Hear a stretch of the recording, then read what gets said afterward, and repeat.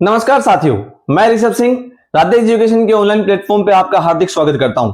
दोस्तों, आज मैं आपके साथ सेंट्रल लेवल की एक ऐसी वैकेंसी के बारे में चर्चा करने जा रहा हूं जिसके अंदर नौकरी लगना जो है वो बहुत ही आसान होने वाला है, क्योंकि सेंट्रल लेवल की बाकी वैकेंसियों की तुलना में और इस वैकेंसी में केवल 50% तैयारी करके आप 2026 में सरकारी नौकरी लगने का जो सपना है वो पूरा कर सकते हो। और साथ ही इसकी जो सैलरी है वो 90,000 प्लस होने वाली है, यानी आप महीने का और 90,000 रुपए आप आराम से क्या है कमा सकते हो।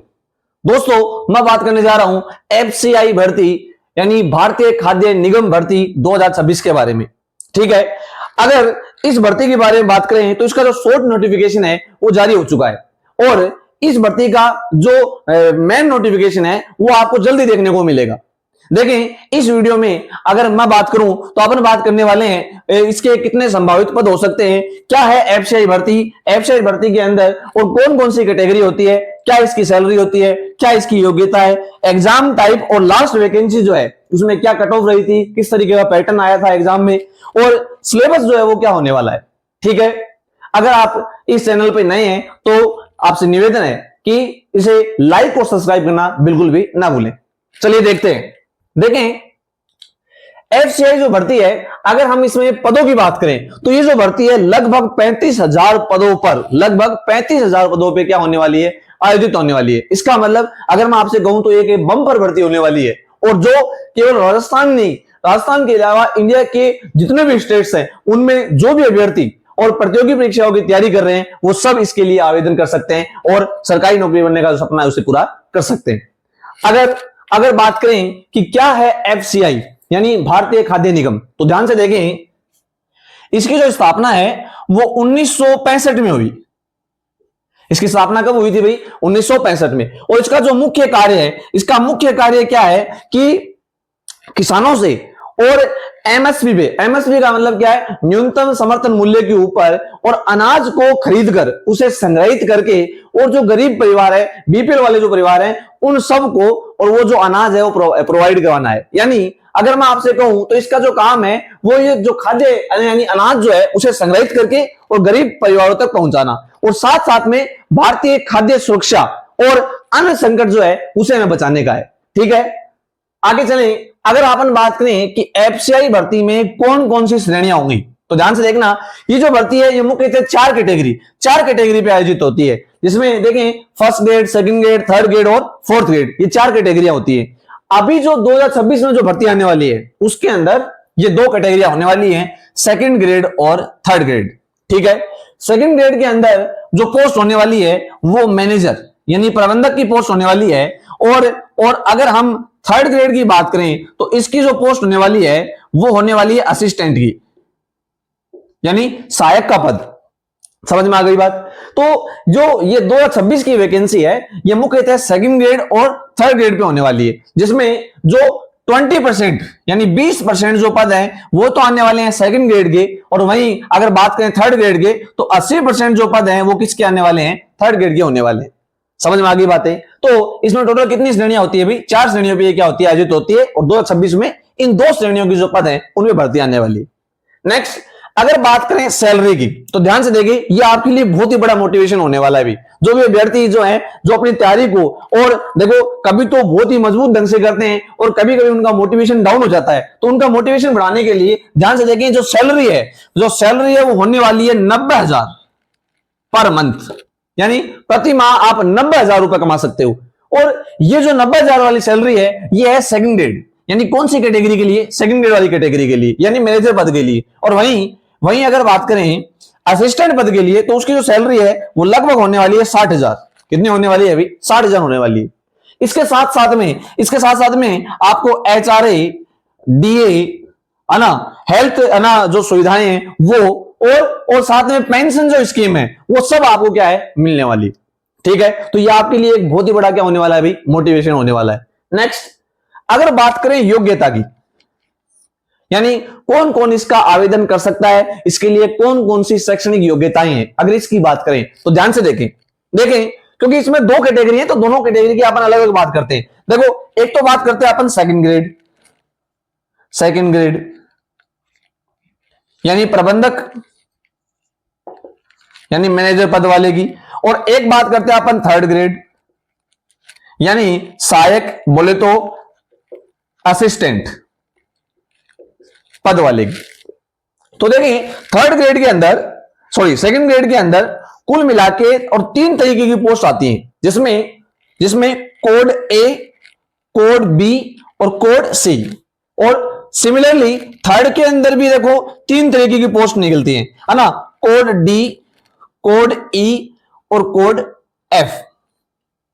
सही है। अच्छा अब ध्यान से देखना, देखो अगर अपन बात करें इन ए बी सी की, है ना, तो इनमें जो ए बी और सी है, इनमें एक खास बात है कि आपकी जो शैक्षणिक योग्यता है वो क्या होनी चाहिए, आपकी स्नातक डिग्री यानी ग्रेजुएशन होनी चाहिए। और उस ग्रेजुएशन में मिनिमम 60% आपके होने चाहिए। यानी मैनेजर पद के लिए आपकी ग्रेजुएशन होनी चाहिए और उसमें कितने पद होने चाहिए भी, 60% पद होने चाहिए। वहीं अगर बात करें असिस्टेंट की, तो यहां देखना ध्यान से, आप ग्रेजुएट होने चाहिए, है ना, लेकिन मिनिमम परसेंटेज का यहां कोई भी प्रावधान नहीं है।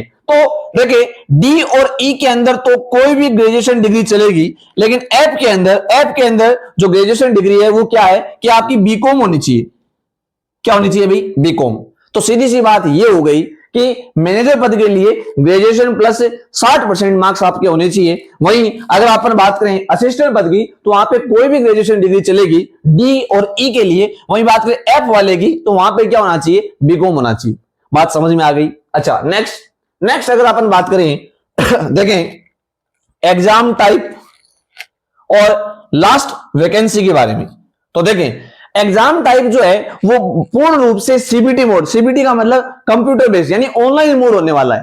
तो इसकी जो एग्जाम है वो ऑनलाइन मोड पे होती है, जिसके अंदर 2 सीबीटी होते हैं यानी 2 चरण होते हैं, एक तो सीबीटी फर्स्ट और एक सीबीटी सेकंड, ये 2 चरण होते हैं। ठीक है।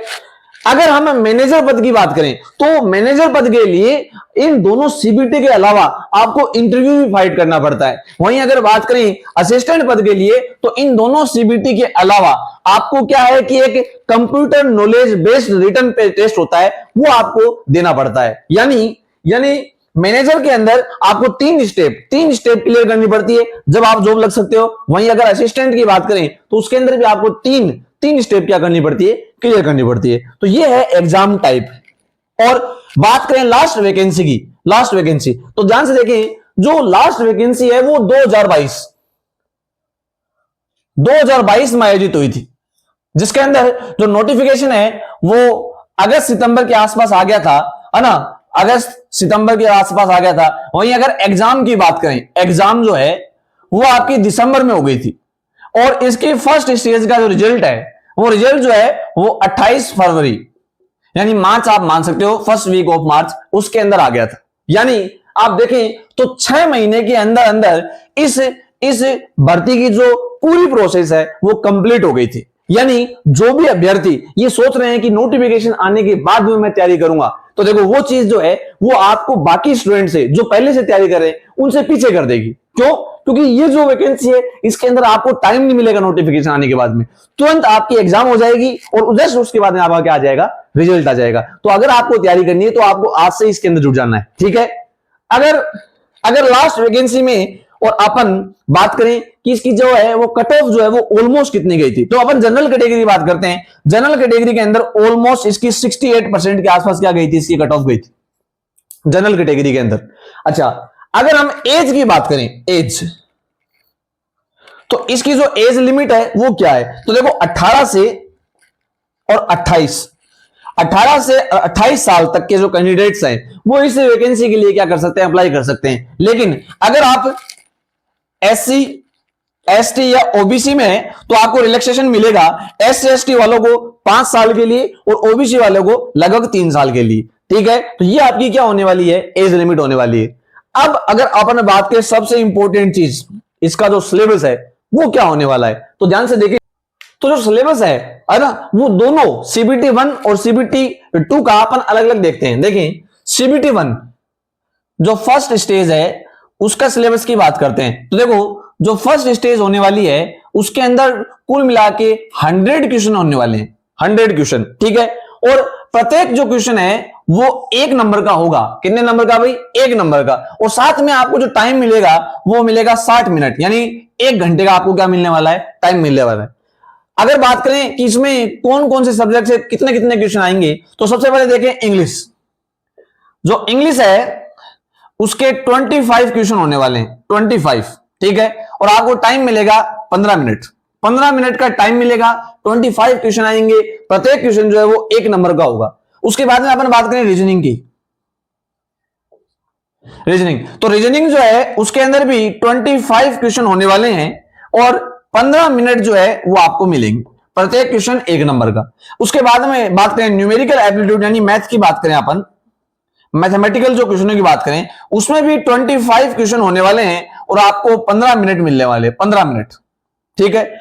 उसके बाद अगर बात करें तो देखो, जो इंडियन अगर जीके की बात करें, इंडियन जीके के अंदर तो आपको देखो ज्योग्राफी, हिस्ट्री और इकोनॉमिक्स, ये जो 3 है ये आपको पढ़ने है ना, इंडिया से रिलेटेड। प्लस आपको जनरल साइंस पढ़नी है, जनरल साइंस पढ़नी है, प्लस है ना करंट जीके पढ़ना है, करंट पढ़ना है आपको, करंट जीके। और उसके अलावा कंप्यूटर नॉलेज देखनी है आपको। इन सब के मिला के भी कितने क्वेश्चन होने वाले हैं? 25 क्वेश्चन होने वाले हैं। और फिर से आपको कितने मिनट मिलेंगे भाई? 15 मिनट मिलेंगे। तो कुल मिला के 100 क्वेश्चन है ना, 100 क्वेश्चन और 100 नंबर के और 60 मिनट के अंदर आपको ये सीबीटी फर्स्ट के अंदर मिलने वाले हैं, ठीक है।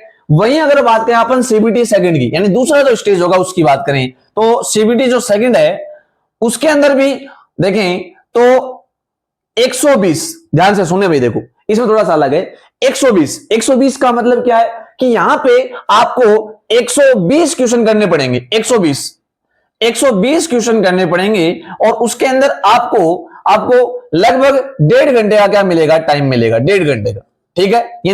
यानी अगर मैं आपसे कहूं कि 120 मिनट आपको मिलने वाले हैं, जिसमें सेम चीजें तो ये रहेंगी, यानी इंग्लिश है ना, और रीजनिंग, मैथ है ना, और Indian GK, plus science, plus current और प्लस में कंप्यूटर, चीजें तो यही मिलने वाली है। लेकिन अब की बार क्या होगा? 15 मिनट की बजाय आपको कितने मिनट मिलेंगे भाई? 20 मिनट मिलेंगे, क्योंकि इसका जो डिफिकल्टी लेवल है वो थोड़ा सा क्या होता है, हाई होता है।